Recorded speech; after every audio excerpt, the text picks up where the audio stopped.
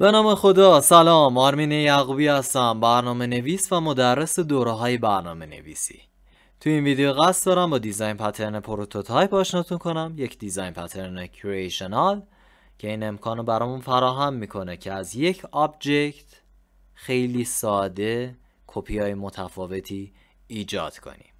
به منوال گذشته قبل اینکه شروع کنیم با همدیگه پیاده سازی این دیزاین پترن رو با زبان C# انجام بدیم، یکم راجع به دیاگرامش صحبت کنیم و بررسیش کنیم.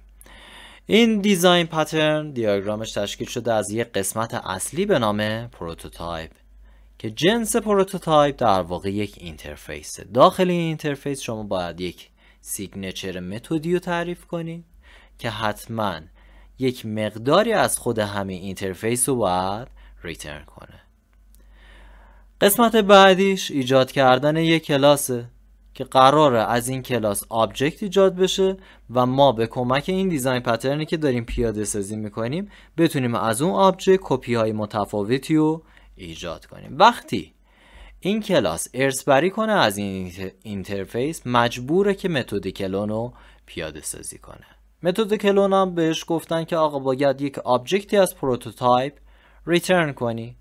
پروتوتایپ که خودش یه اینترفیسه، من نمیتونم از یک اینترفیس آبجکتی بسازم مگر اینکه از کلاسی که از اون ارثبری کرده بیام آبجکت بسازم. در واقع همین کانکریت پروتوتایپه. من بیام از این یا آبجکتی ایجاد کنم و ریترن کنم. اون آبجکت چی باید باشه؟ دقیقاً کپی همون آبجکتی باشه که در واقع داره ازش این متد فراخونی بشه. همین فرایند برای متد ساب کلاس پروتوتایپ هم میتونه اتفاق بیفته. دوباره همین کلاس یه فرزند دیگه ای داشته باشه و بخواد کلون رو مجدد پیاده سازی کنه و این دفعه یه آبجکتی از ساب کلاس پروتوتایپ بخواد ریترن کنه. برای همین به این صورت میگه که آقا پیاده سازی تو خیلی راحت انجام بده که من بتونم از این کلاس ها، از آبجکت هایی که از این کلاس ها ایجاد میشه خیلی راحت کپی های مختلفی ایجاد کنم. نیاز نباشه مجدد خودم بیرون از این کلاس یک آبجکت جدید ایجاد کنم. من میگم خود این کلاس اون آبجکت جدید رو ایجاد کنه و به من بده. خب پر انرژی با هم دیگه بریم این دیزاین پترن رو به صورت عملی هم پیاده سازی کنیم. توی فولدر کریشنال یه پروژه جدید من ایجاد میکنم از جنس کنسول اپ و ورژن داتنتش هم داتنت 9 رو انتخاب میکنم. اسم پروژه هم باشه پروتوتایپ نکست. ورژن داتنت هم داتنت 9 و بریم با هم دیگه این پروژه رو ایجاد کنیم. پروژه‌ای که من میخوام بسازم پروژه مدیریت اسناد یک سازمانه.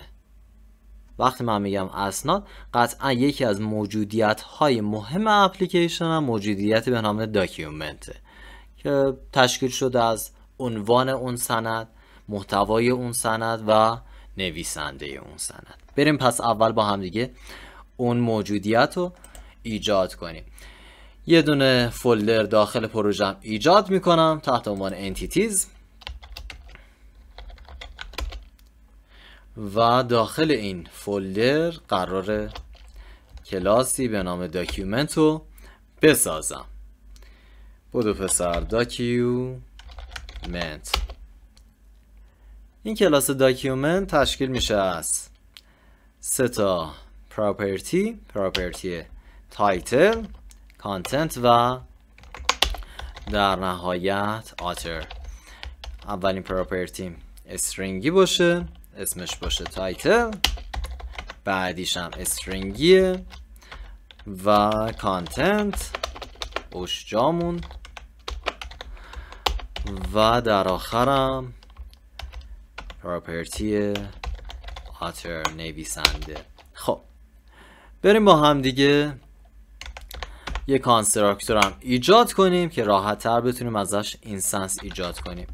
کانستراکتور هم 3 تا مقدار تایتل رو بگیره، کانتنت و آتر. این سه تا مقدار از بیرون دریافت میکنه و چیکارش میکنه؟ اساین میکنه به پراپرتی های این کلاس. اون مقدار تایتلی که از بیرون میاد باید اساین بشه به پراپرتی تایتل، کانتنت همینطور و آتر هم به همین صورت باید اتفاق بیفته. خب من الان داخل پروگرام CS هم میام اولین داکیومنت هم رو ایجاد میکنم. نیم اسپیس پروتوتایپ انتیتیز رو یوز میکنم چون این کلاس داخل اون نیم اسپیس قرار داره و میام داکیومنت اولم رو میسازم. میام که داکیومنت هم رو بسازم، میگه تایتل بده، میگم مثلا اسمش باشه تایتل 1 دیگه، میگه کانتنت بده، میگم بشه کانتنت 1 و در نهایت هم آترش باشه خودم. الان بخوام یه دونه داکیومنت جدید کپی از همین ایجاد کنم نمیتونم، باید یک اینستنس جدید خودم بسازم. میگم یک اینستنس جدید ساختم، ولی میگم آقا دقیقا مقادیر باید شبیه همون داکیومنت بالایی باشه. میگن چیکار کن؟ میگن از همون داکیومنت بالایی استفاده کن، مقدار پراپرتیاشو بده به آبجکت جدید. میگم باش، داکیومنت بالایی کانتنتش بشینه جای کانتنت داکیومنت جدید و آترش هم همین اتفاق براش بیفته. دوباره اگر بخوام یه دونه کپی دیگه ایجاد کنم، مجدد همین قصه رو باید بنویسم. دوباره داکیومنت 1 دات تایتل بیاد اساین بشه به تایتل داکیومنت جدید، داکیومنت 1 دات کانتنت اساین بشه به کانتنت داکیومنت جدید و آتر هم به همین صورت.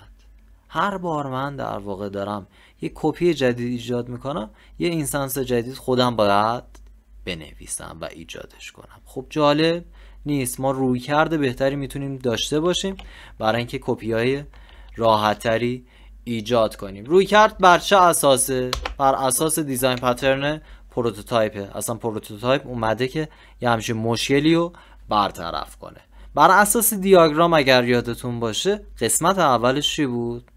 ایجاد کردن یک اینترفیسی که داخلش یک متد کلون وجود داشته باشه. من برم اون اینترفیس رو ایجاد کنم.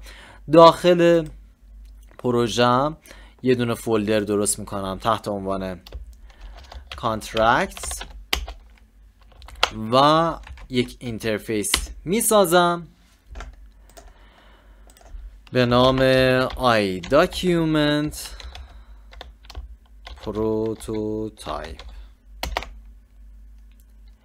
این از اینترفیس هم.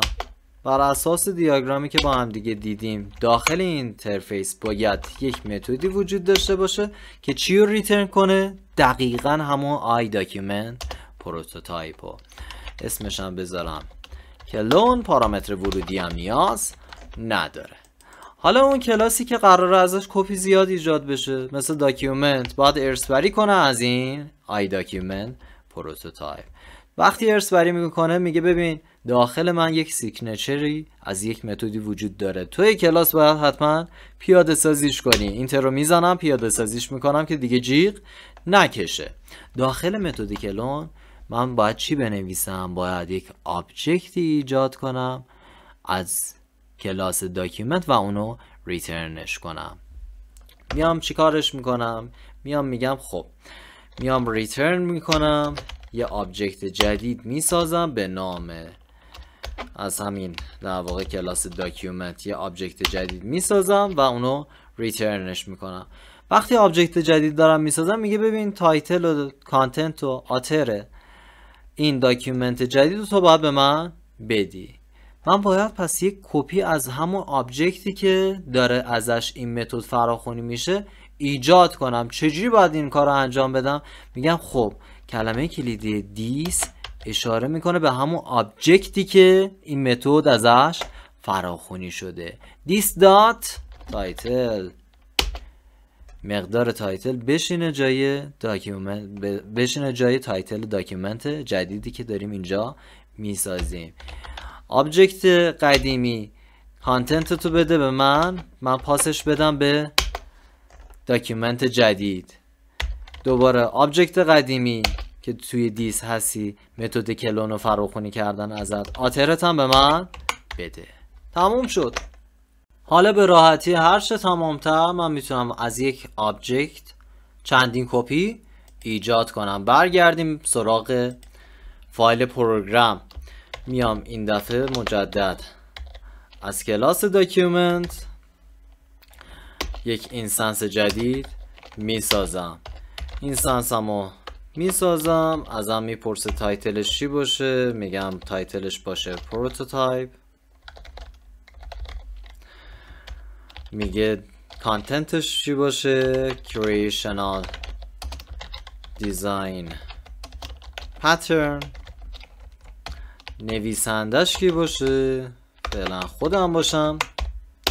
و این داکیومنت رو الان ایجاد کردیم. یه کپی جدید اگر بخوام ایجاد کنم دیگه نمی نویسم آقا داکیومنت دوباره نام متغیر یه اینستنس جدید ایجاد بشه، دیگه همچین حرکتی انجام نمیدم. میگم آقا یه آبجکتی که داخل متغیر داکیومنت هستی شما یه کپی خودت به من بده. متد کلونا که فراخونی کنم خودش یه دونه کپی جدید به من میده. من میریزمش داخل این متغیری به نام داکیومنت 1.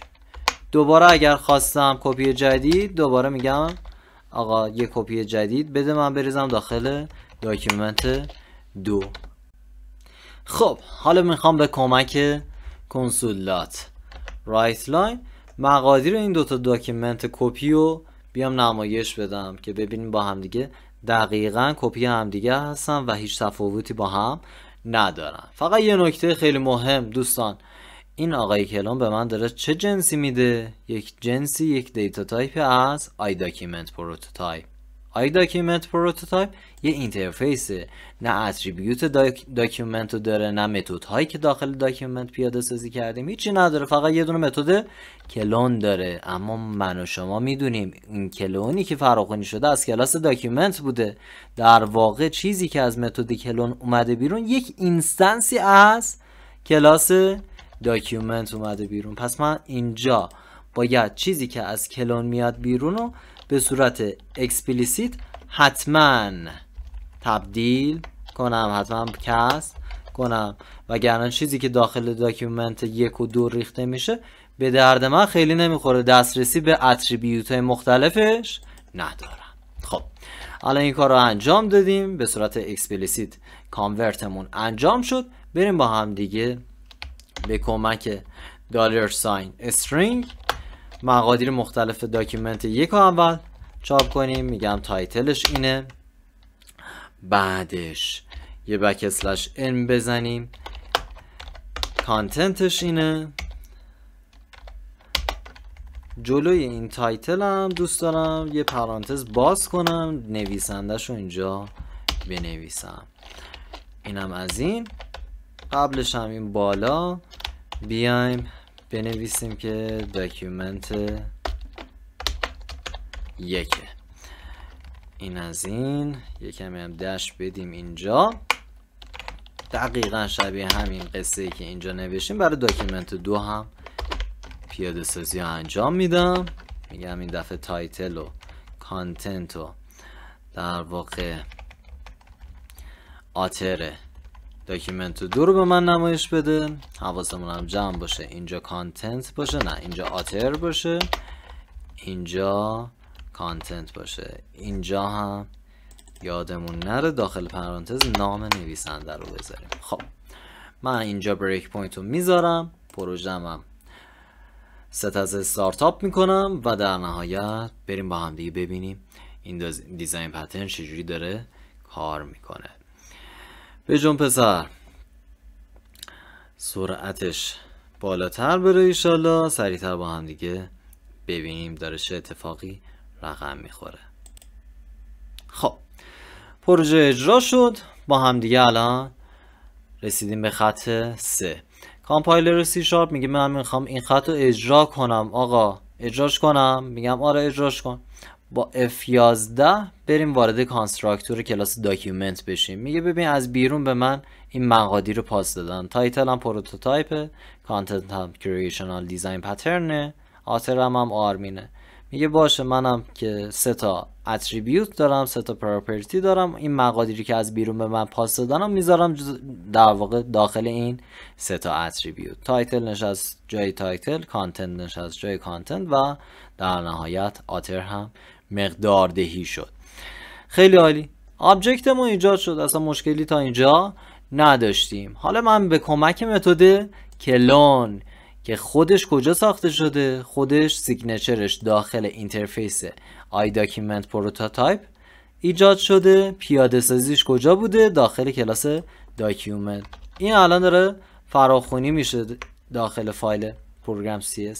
به محض اینکه F11 بزنم دوباره مجدد وارد کلاس داکیومنت میشم، متد کلونش فراخوانی میشه. داخل متد کلون گفتم آقا یک آبجکت جدید از اون کلاس ایجاد کن با مقادیر اتریبیوت قبلی. نگاه کن همه مقادیر قبلی این دیسه اشاره میکنه به همین آبجکتی که الان کلونش فراخوانی شد. آبجکت جدید دوباره ایجاد میشه و در نهایت آبجکت جدید از این متد ریترن میشه. وقتی ریترن بشه من کجا اونو نگه میدارم؟ داخل متغیر داکیومنت 1. وقتی داخل متغیر داکیومنت 1 ریختمش، الان من با موس برم روش، میگه ببین چیزی که داخل این متغیر هست یک آبجکتی از کلاس داکیومنت با همون مقادیر آبجکت قبلی. دوباره من کلونو از آبجکتی که داخل متغیر داکیومنت هست فراخوانی میکنم، دوباره وارد همون متد کلون میشم یا آبجکت جدیدی ساخته میشه با همون مقادیر قبلی. دوباره آبجکت جدید رو ما ریترن میکنیم، داخل متغیر داکیومنت 2 میریزیم. حالا شروع میکنیم به پرینت کردن اطلاعات. میگم از داکیومنت 1 یه همچین اطلاعاتی وجود داره، حواسم هم اینجا نبوده، از داکیومنت 1 کانتنت رو نیاوردم، اینجا ویرایشش کردم چون توی نسخه جدید ویژوال استودیو قابلیت هات ریلود رو ما داریم، دیگه نیاز نیست مجدد اجراش کنیم. اطلاعاتو گفتم چاپ کنه، برای داکیومنت 2 هم به همین صورت. حالا با هم دیگه خروجی هم از این سمت بردارم با هم دیگه ببینیم دقیقا مقادیر کپی هم دیگه پیاده سازی شده. این بود از مطلب دیزاین پترن پروتوتایپ. خیلی دیزاین پترن ساده ایه، زمانهای استفاده کنید که کپی های مختلف میخواین بگیرید از یک آبجکت و خیلی راحت میتونه این کپی ها رو در اختیار شما قرار بده. مطمئنم که این ویدیو هم خیلی براتون مثمر ثمر بوده. قطعا با تمرین بیشتر میتونید داخل پروژهاتون خیلی بهتر پیاده سازی رو انجام بدید. برای تک تکتون آرزوی موفقیت و خوشبختی دارم.